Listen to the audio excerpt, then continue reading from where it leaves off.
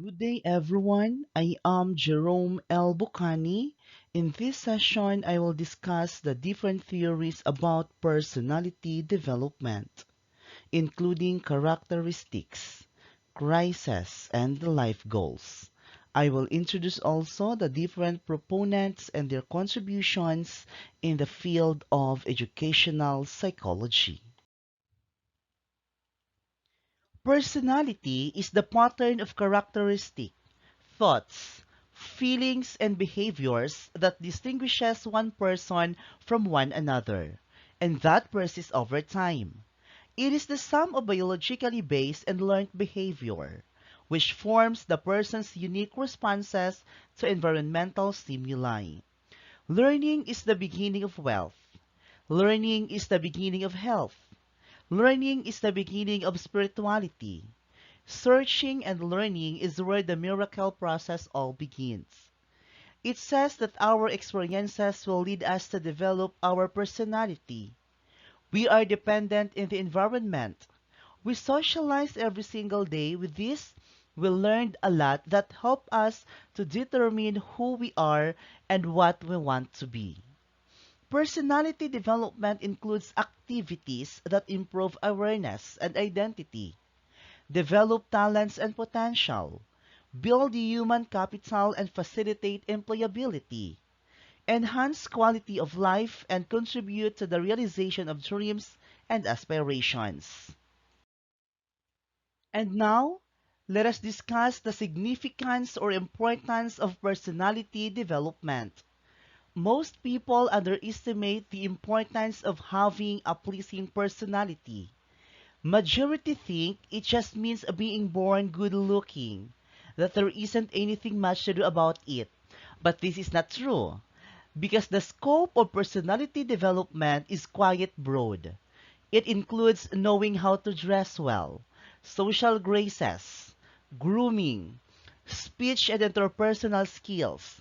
Whatever your career, the following are very important skills that will promote your objectives in the career we choose.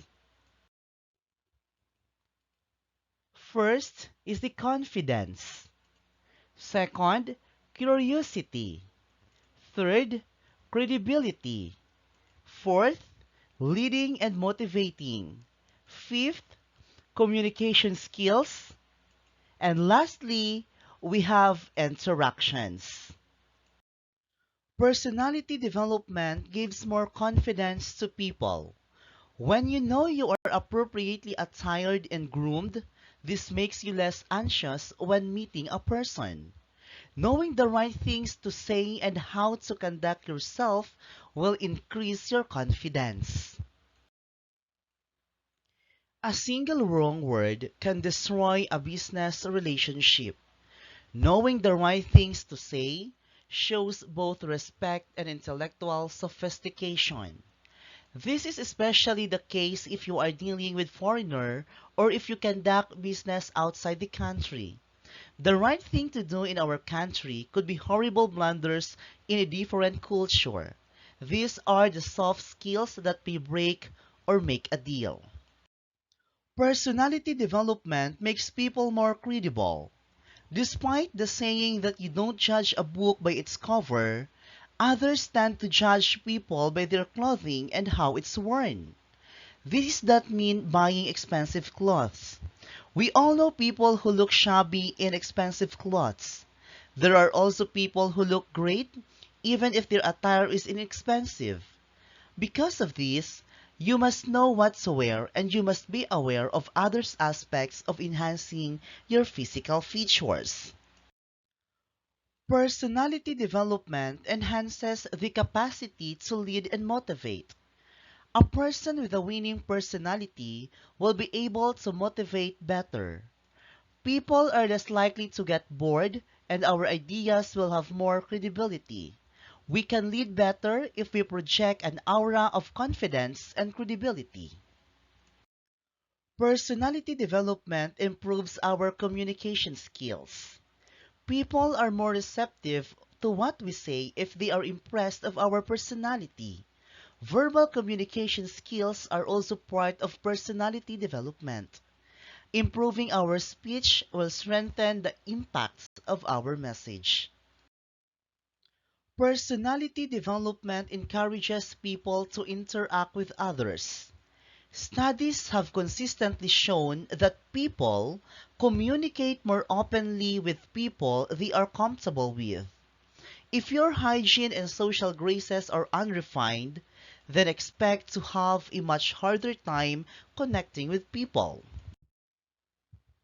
Always remember that you cannot win by talent and hard work alone. Personality development is a crucial ingredient that you must obtain.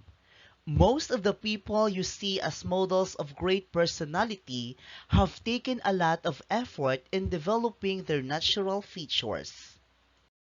Theorist personality. Many psychologists have developed theories about personality, how to describe it, how it emerges, what influences it, how it changes, and what constitutes a healthy or an abnormal personality. Here, you will learn about the three most important personality theories: the psychoanalytic theory, behaviorism, and humanism. The first of the modern personality theories was developed by Sigmund Freud and is known as psychoanalytic theory. The psychiatric practice of this theory is called psychoanalysis. Freud's ideas were plentiful, profound, and often controversial. His theory about personality has had tremendous influence on societies around the world through many different disciplines. Not only psychology has been influenced and informed by the ideas of Freud, but also literature, art, philosophy, cultural studies, film theory, and many other academic subjects. Freud's theory represents one of the major intellectual ideas of the modern world. Right or wrong, these ideas have had a lasting and enormous impact. Here are the Freud theory. Freud theorized that personality contains three structures: the id, ego, and superego, and that the mind is like an iceberg, the unconscious making up 90%, while the conscious, like the tip of the iceberg floating above the water, makes only 10% of the mind. Here are the Freud first stage theory, the id or instincts. Latin for the term it. This division of the mind includes our basic instincts, inborn dispositions, and animalistic urges. Freud said that the id is totally unconscious, that we are unaware of its working. The id is not rational. It imagines, dreams, and invents things to get us what we want. And this is what we call the pleasure principle. This the idea where all of your needs should be met immediately. Freud said that the id operates according to the pleasure principle. It aims toward pleasurable things and away from painful things. The id aims to satisfy our biological urges and drives. It includes feelings of hunger, thirst, sex, and other natural body desires aimed to driving pleasure. The second stage is ego or reality. Greek and Latin for I. This personality structures begins developing in childhood and can be interpreted as the self. The ego is partly conscious and partly unconscious. The ego operates according to the reality principle. That is, it attempts to help the id get what it wants by judging the difference between real and imaginary. The ego is a kind of personality where you make an action to do your decision or make it in a reality. You make the decisions and you are ready to face the consequences. In this stage, you are thinking that everything is learning, whether it is right or wrong. In this stage, we apply the reality principle. It is the idea that the desires of the id must be satisfied in a method that is both socially appropriate and realistic. If a person is hungry, the id begins to imagine food and even dream about food. The ego is not. We'll try to determine how to get some real food. The ego helps us persons satisfy needs through reality. The last stage of Freud theory is what we call superego or morality. This term means above the ego and includes the moral ideas that a person learns within the family and society. The superego gives a people feelings of pride when they do something correct, and that is what we call the ego ideal, and feelings of guilt when they do something they consider to be morally wrong, and that is what we call the conscience. Superego stage is like an angel. It always concerns what is right and socially acceptable. It always reminds us of the ego ideal in which we view as what is right. It is also represents our conscience, our view of what is considered wrong. The superego, like the ego, is partly conscious and partly unconscious. The superego is a child's moral barometer. It creates feelings of pride and guilt according to the beliefs that have been learned within the family and the culture. Now, let us proceed to Erikson theory. Erikson converted Freud's emphasis to a focus on social relationships into 8 psychosocial stages. These stages became known as the 8 ages of man. As you know, at the time in history, the word man was used to apply to all human beings. Each of Erikson's 8 stages was described as a time of crisis, a time when personality would go one way or the other. For example, you've likely heard of the identity crisis. Erikson theorized that during the adolescence, we all face a crisis of figuring out of who we are. Each of the stages has this either or quality. And now, we will talk comprehensively the 8 stages of Erik Erikson's psychosocial theory. Erikson's theory of psychosocial development identifies the 8 stages which help us in posturing from death to birth. In the first stage, Erikson believes we encounter different needs, ask new questions, and meet people who influence our behavior learning. First stage, we have trust versus mistrust. As infant, we ask ourselves if we can trust the world, and we wonder if it is safe. We lend to someone if we feel comfortable. If we experience a fear, we develop mistrust or doubt. This stage, the key of our development is our mother. Second, autonomy versus shame and doubt. In our early childhood, we experience ourselves in discovering our body. We ask if it is okay to be me. If we are allowed to discover ourselves, then we develop self-confidence. If we are not, then we can develop shame and self-doubt. In this stage, both parents play a major role. Third, we have initiative versus guilt. In preschool, we take an initiative to try out new things and learn basic principles, like on how to fix one thing.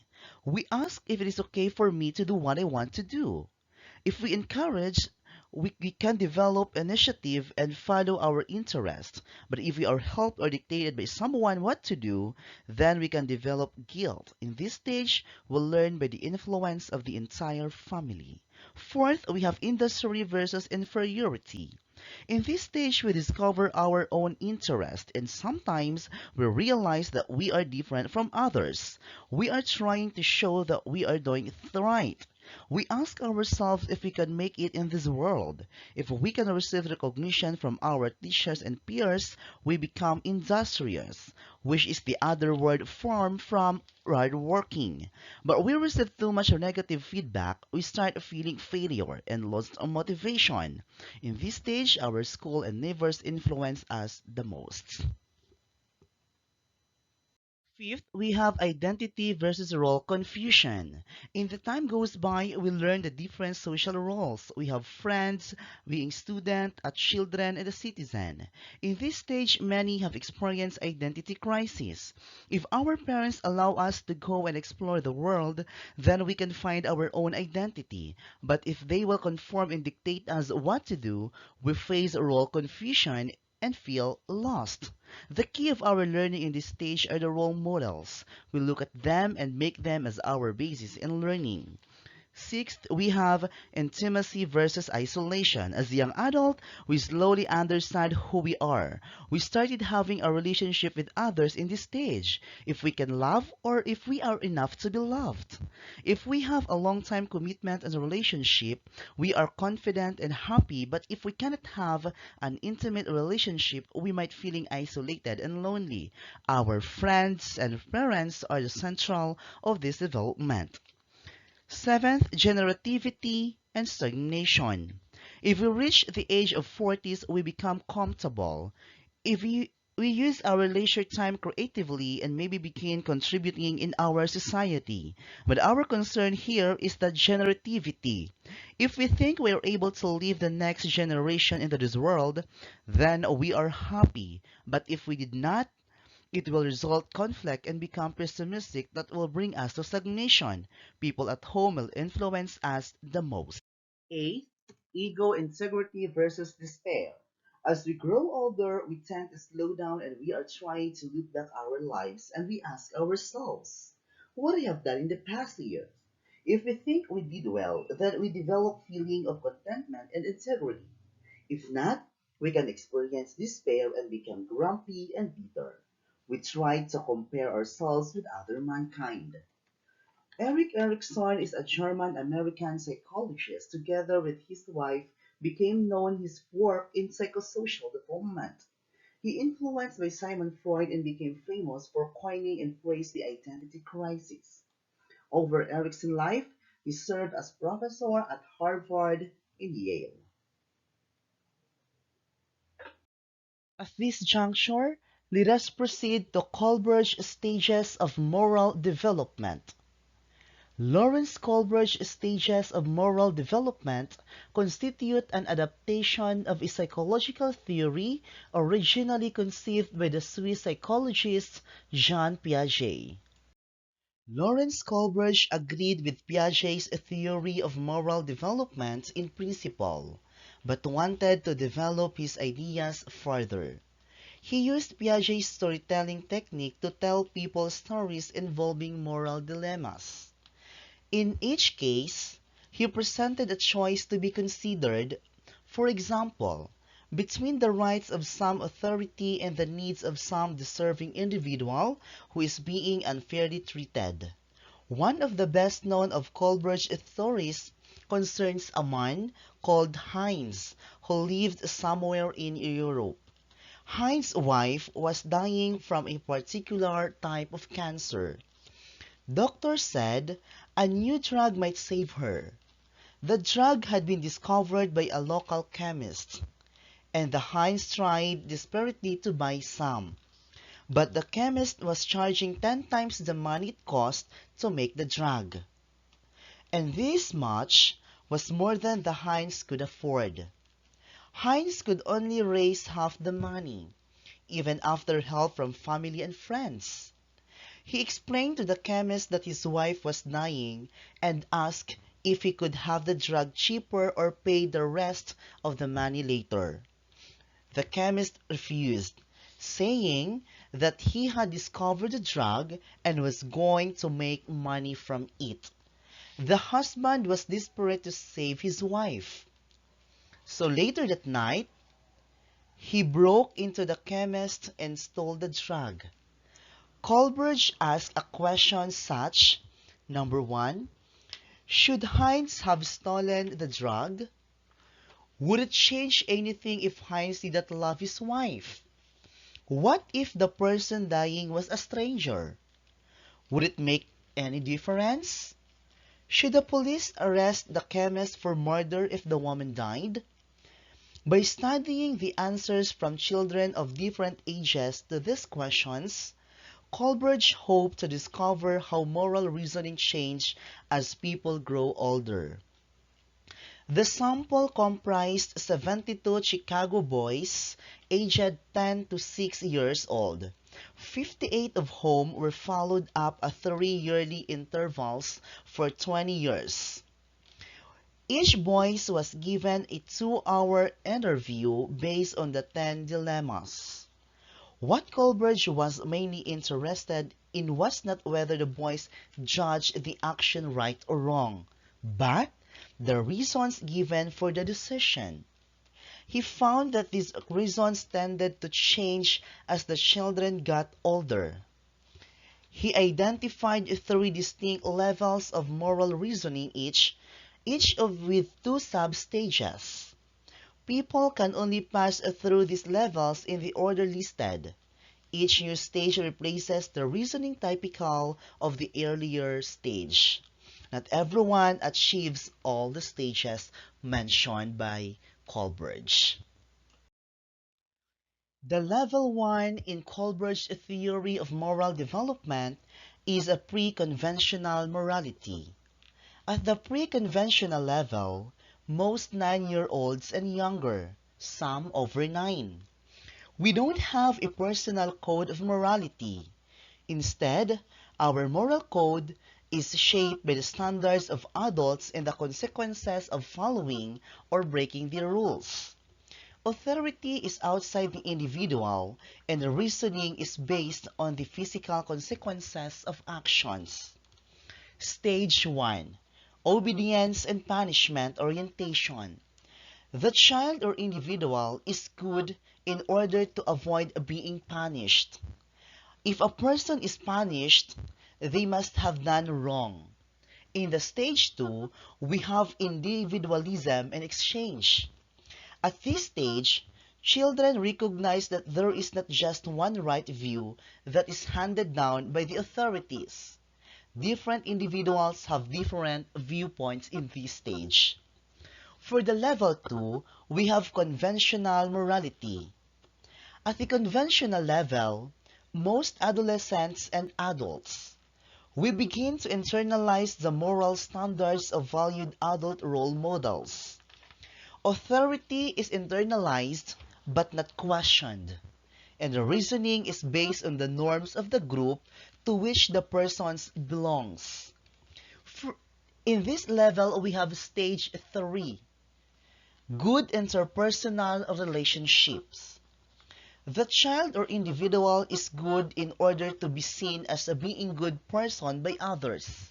Therefore, answers relate to the approval of others.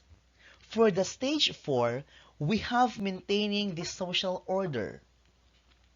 The child or individual becomes aware of the wider rules of society, so judgments concern obeying the rules in order to uphold the law to avoid guilt. For the level 3, we have post-conventional morality. Individual judgment is based on self-chosen principles, and moral reasoning is based on individual rights and justice. According to Kohlberg, this level of moral reasoning is as far as most people get. Only 10 to 15% are capable of the kind of abstract thinking necessary for stage 5 or 6, which is post-conventional morality. That is to say, most people take their moral views from those 2 to 6 round, and only a minority think through ethical principles for themselves. The situation for stage 5 is a social contract and individual rights. The child or individual becomes aware that one rule's laws might exist for the good for the greatest number, for the eye of many. There are times when they will work against the interest of particular individuals. The issues are not always clear-cut. For example, in Heinz's dilemma, the protection of life is more important than breaking the law against stealing. Stage 6, we have universal principles.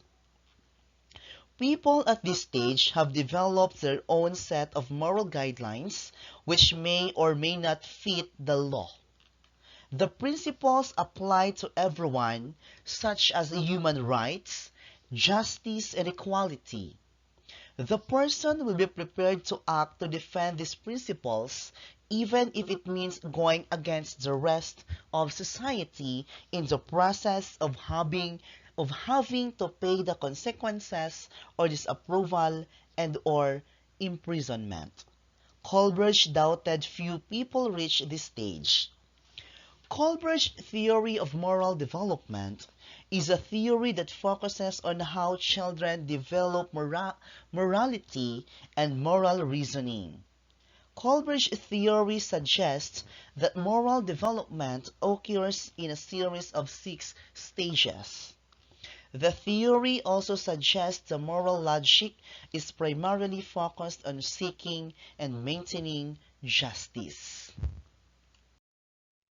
And now, let us proceed to Jean Piaget's theory of cognitive development.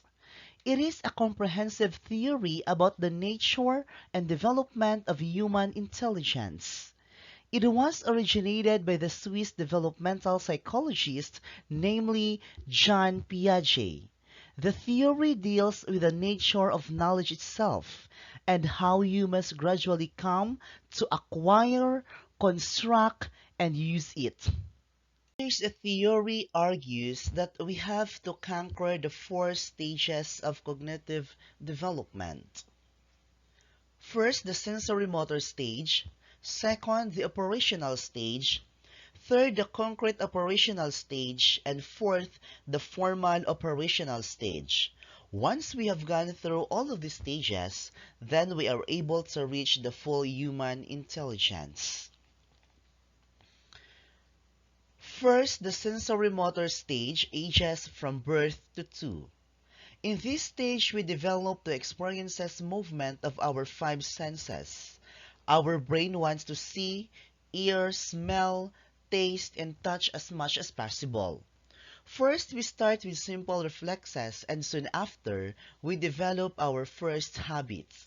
From 4 months old, we become aware of things beyond our rooms. Then when we get older, we do things intentionally. A key milestone is the development of working memory. Based on Piaget, in this stage is in the realization of object eminence. Before that, the mother can show and hide the things, and we think it was gone, but after, we understand that the object is continue exist even we can't see them. We start becoming curious about everything. We want to smell flowers, taste foods, listen to sounds, and talk to strangers to explore more. We moved. We learned to sit, crawl, stand, walk, and even to run. This increase of physical mobility consequently leads to increased cognitive development, and we became egocentric, meaning we can perceive the world only from our room point of view.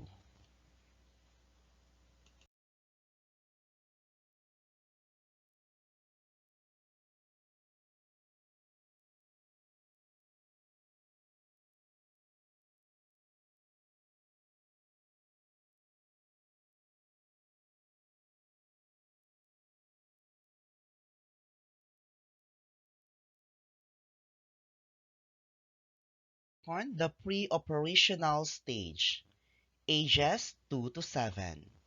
In this stage, our thinking is namely categorized in symbolic function and intuitive thoughts. We have lots of fantasies and beliefs object dead or alive. As we are not able to apply the specific cognitive operations, Piaget called this stage pre-operational. We learn to speak and understand the words, images, and gestures as a symbols of for something else. Just for example, if we draw our family, we are not concerned about drawing percentage scale, but rather with the symbolic meanings. We love to play pretend, which allow us to experience something new and learn a lot. Around age of 4, most of this stage became curious and asked many questions, like we want to know everything. We can call it the birth the primitive reasoning. Piaget called it the intuitive rage. Because when we realize that we have past knowledge, we don't have idea how we acquired it. Our thinking in this stage is still pretty egocentric. We think God see the world like what we do and seldom to understand that they see it differently. Third, the concrete operational stage, ages 7 to 11. In this stage, we finally discover the logic and we develop concrete cognitive operations such as solving objects in a certain order. One example of this is inductive reasoning, which means if we see someone's eating a cookie, we can draw conclusion and then make it generalization, and we now get the concept of conservation.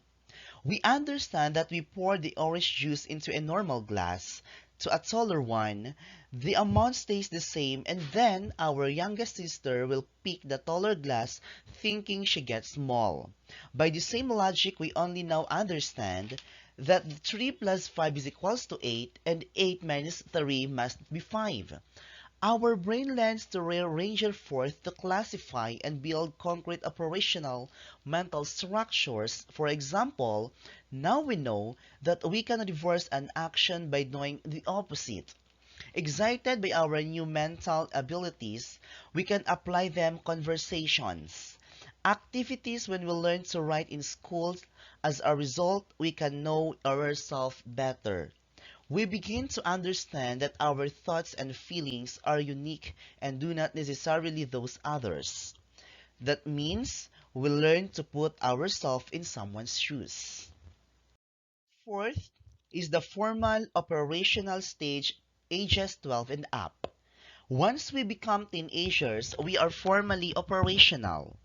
We now have the ability to think more rationally about abstract concepts and hypothetical events.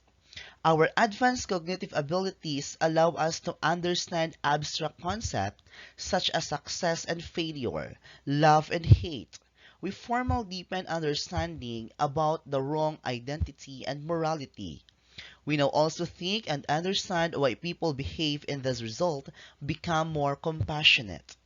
Our brain can now do deductive reasoning, which means we can compare two statements and logical generalization. Our new mental skills allow us to plan our life systematically and prioritize, and now we can make assumptions about events have no necessary relation to society or reality.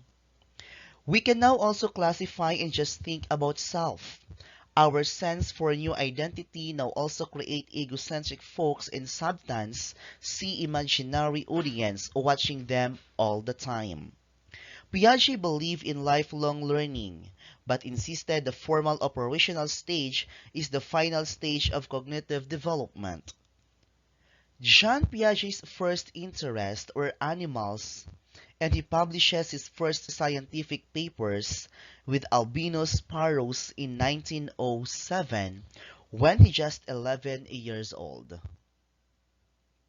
In 1920, he began working in standardized intelligence tests.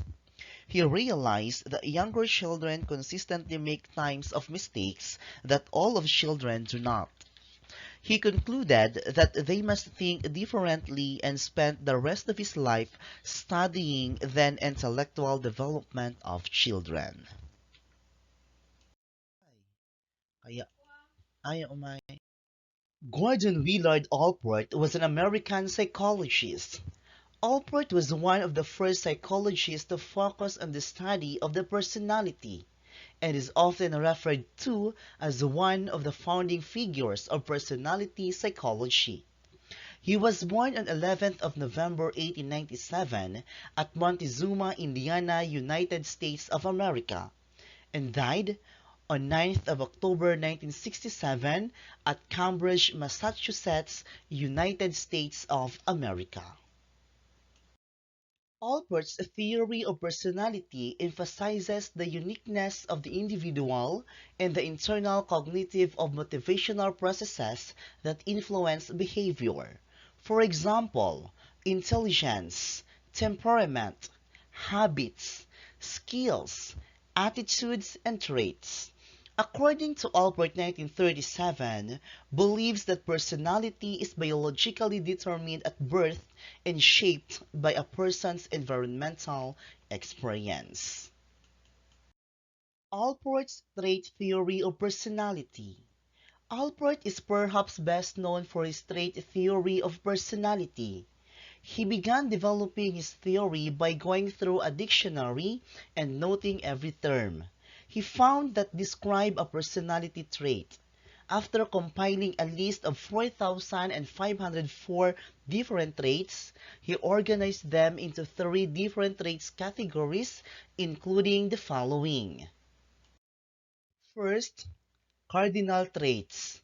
These are traits that dominate an individual's entire personality.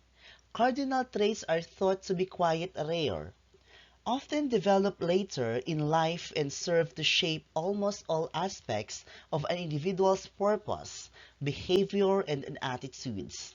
Historical figures are often thought of in terms of their cardinal traits. Second, central traits. These are common traits that make up our personalities. Traits such as kindness, honesty, and friendliness are all examples of central traits. Are much more common and serve as the basic building blocks of most people's personality. If you think of the major terms you might use to describe your overall character, then those are probably your central traits. Lastly, we have secondary traits. These are traits that are only present under certain conditions and circumstances.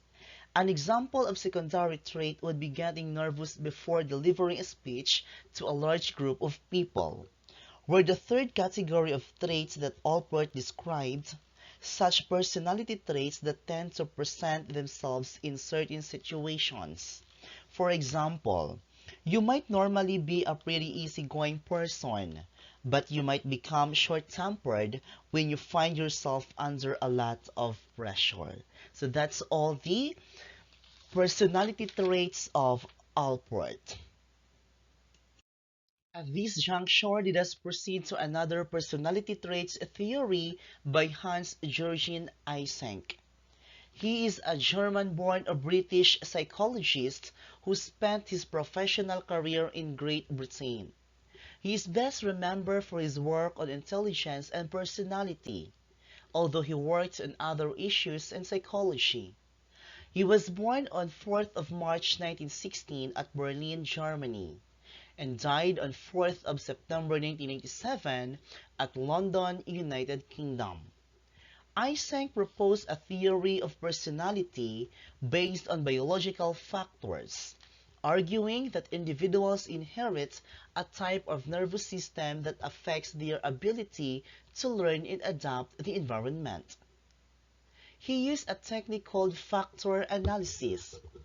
This technique reduces behavior to a number of factors which can be grouped together under separate headings called dimensions. Eysenck 1947 found that the behavior could be represented by 2 dimensions, introversion or extraversion, and neuroticism and stability. Eysenck called these second-order personality traits.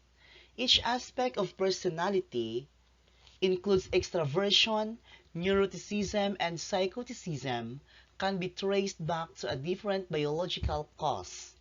Personality is dependent on the balance between excitation and inhibition process of the autonomic nervous system or ANS. First, let's define extroverts. Extroverts being sociable and crave excitement and change, and thus can become bored easily. They tend to be carefree, optimistic, and impulsive. They are more likely to take risks and be thrill seekers. Eysenck argues that this is because they inherit an under-aroused nervous system and so seek stimulation to restore the level of optimum stimulation. On the other hand, we also have what we called introverts. Introverts being lie at the other end of the scale, being quiet and reserved. They are already over-aroused and shun sensation and stimulation. Introverts are reserved, plan their actions, and control their emotions. They tend to be serious, reliable, and pessimistic. The second one is neuroticism or stability. A person's level of neuroticism is determined by the reactivity of their sympathetic nervous system. A stable person's nervous system will generally be less reactive to stressful situations, remaining calm and level-headed. Someone high in neuroticism, on the other hand, will be much more unstable, prone to overreacting to stimuli and may be quick to worry, anger, or fear. They are overly emotional and find it difficult to calm down once upset. Neurotic individuals are the who responds quickly to stress. The last one is psychoticism or normality. Eysenck 1966 later added a third-rate dimension called psychoticism. It is called lacking in empathy, cruel, a loner, aggressive, and troublesome. This has been related to high levels of testosterone. The higher of testosterone, the higher the level of psychoticism, which low levels related to more normal balanced behavior. He was especially interested in the characteristics of people whom he considered to have achieved their potential as individuals. According to Eysenck, the two dimensions of neuroticism are stable versus unstable and introversion versus extraversion, combined to form a variety of personality characteristics. One good element of Eysenck's theory is that it takes into account both nature and nurture.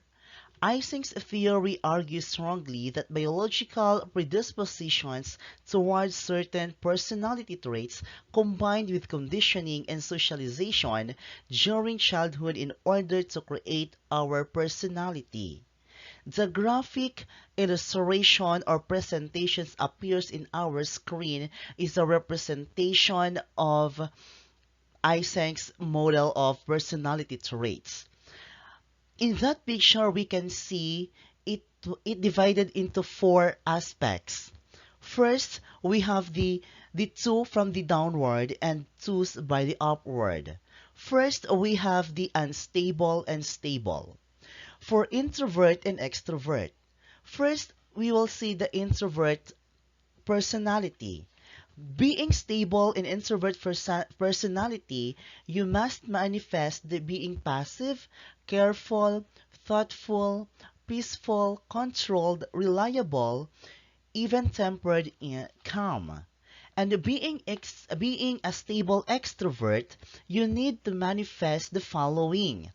You should sociable, outgoing, talkative, respective, easygoing, lively, carefree, and leadership.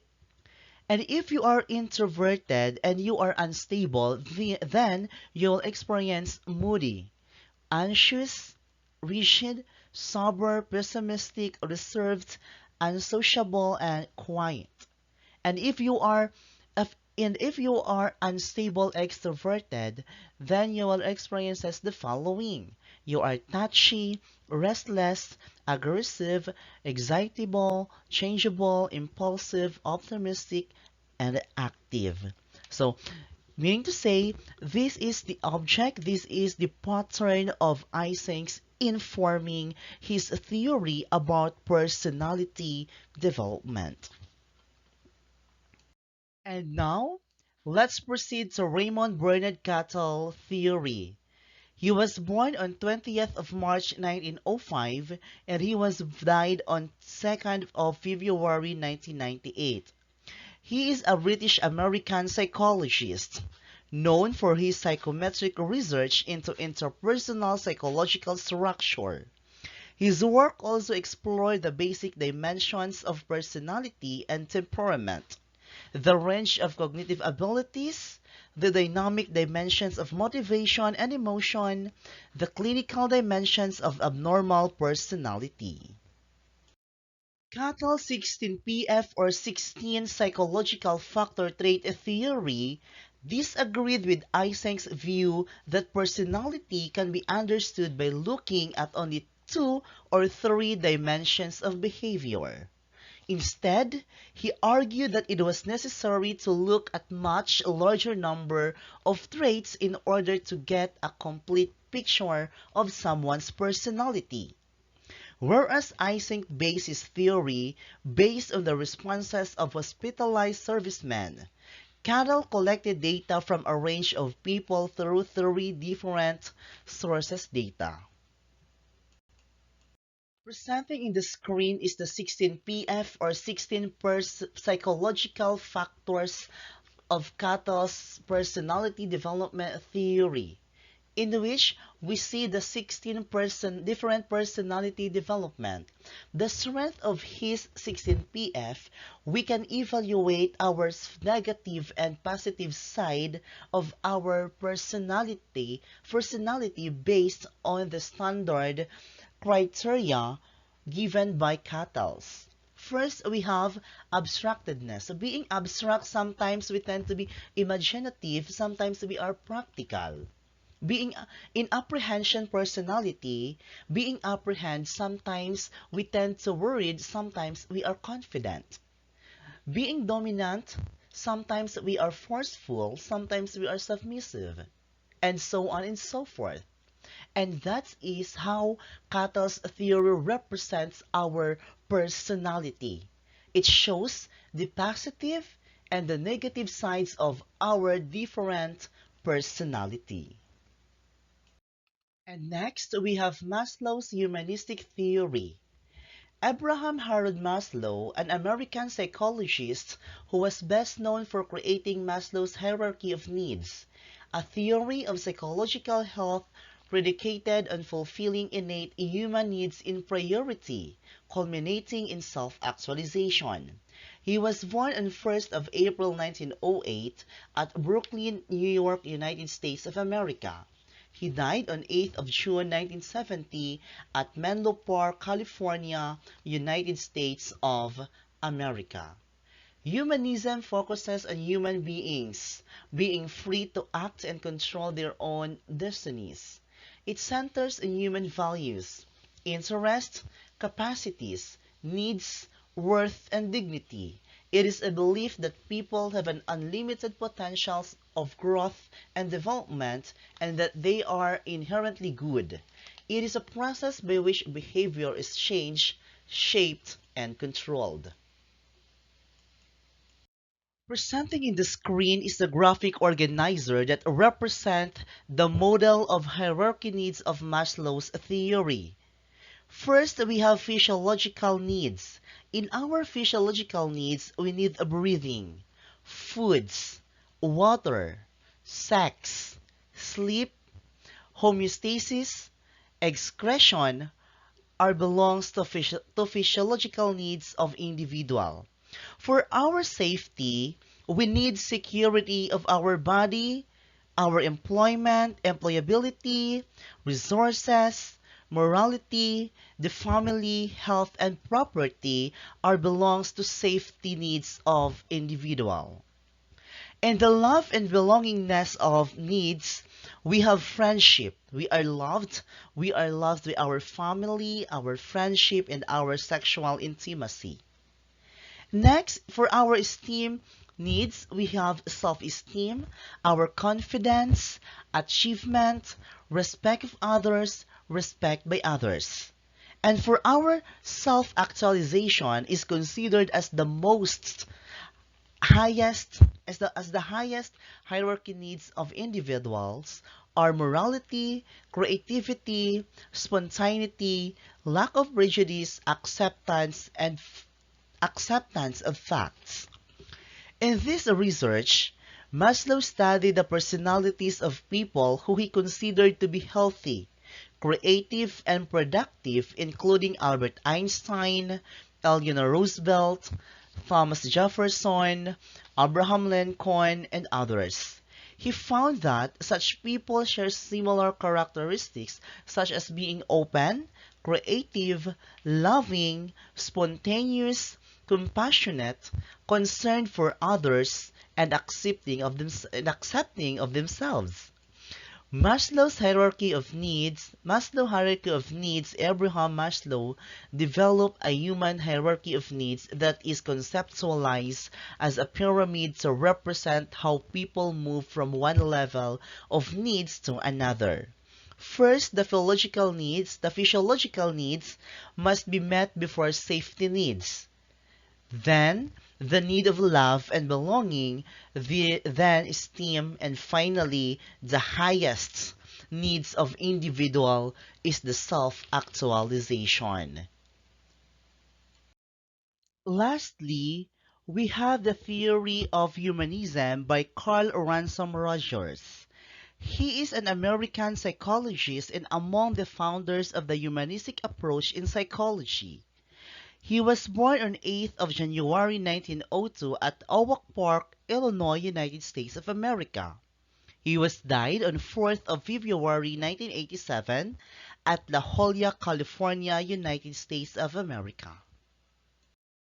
Carl Rogers, 1902 to 1987, was a humanistic psychologist who agreed with the main assumptions of Abraham Maslow. However, Rogers, 1959, added that for a person to grow, they need an environment that provides them with genuineness, openness, and self-disclosure. Acceptance, being seen with unconditional positive regard, and empathy, being listened to and understood. According to him, in the self-actualization, the organism has one basic tendency in striving to actualize, maintain, and enhance the expressing organism. When your self-image matches your ideal self, you reach the state of self-actualization. But a person who has achieved self-actualization is called a fully functional person. Rogers believed that achieving self-actualization is really difficult. The fully functioning person. Rogers believed that every person could achieve their goals. This means that the person is in touch with the here and now. His or her subjective experiences and feelings continually growing and changing. In many ways, Rogers regarded the fully functioning person as an ideal and one that people do not ultimately achieve. It is wrong to think of his as an end or completion of his life's journey. Rather, it is a process of always becoming and changing. Rogers identified 5 characteristics of the fully functioning person. First, open to experience. Both positive and negative emotions be accepted. Negative feelings are not denied, but working through rather than resorting to ego defense mechanism. Second, existential living. In touch with different experiences as they occur in life, avoiding prejudging and preconceptions. Being able to live and fully appreciate the present, not always looking back to the past or forward to future. It is what we call a living for the moment. For the third, we have that trust feelings. Feelings Instincts and gut reactions are paid attention to and trusted. People's own decisions are the right ones, and we should trust ourselves to make the right choices. Fourth, we have creativity. Creative thinking and risk-taking are features of a person's life. A person does not play safe all the time. This involves the ability to adjust and change and seek new experiences. Lastly, we have fulfilled life. A person is happy and satisfied with life and always looking for new challenges and experiences. The humanistic theory is an optimistic approach to human development and nature. Contrasts Freud's approach in a way but agrees with the hierarchy needs of proposed Maslow. Client-centered therapy, clients were given a healthy, encouraging environment and provided validation to grow themselves. For a person to grow, they need an environment that provides them with acceptance and empathy. And that is what we called humanism theory. Lastly, we have self-concept. It is the set of perceptions and beliefs of his or her own life. It is influenced by our childhood and the way society perceives us. It is further broken down into three components in which appearing in our screen: the self-worth, self-image, and ideal self. For the self-worth, it is something how we think ourselves. Are we deserved to cry? Are we deserved by someone? And that is self-worth. When we say self-image, it is something how we look ourselves. Are we beautiful? Are we comfortable? Are we looking fresh, and so on. And lastly, the ideal self. Ideal self is something talking about your future, about your ambitions in life, about your visions, in life. So that is what we call ideal self, self-image, self-worth that compressed into what we called self-concept. Okay, that ends our report for this session. But before I end this topic, let me install you the following quotes from Abraham Maslow. If you only have a hammer, you tend to see every problem as a nail. A musician must make music. An artist must paint.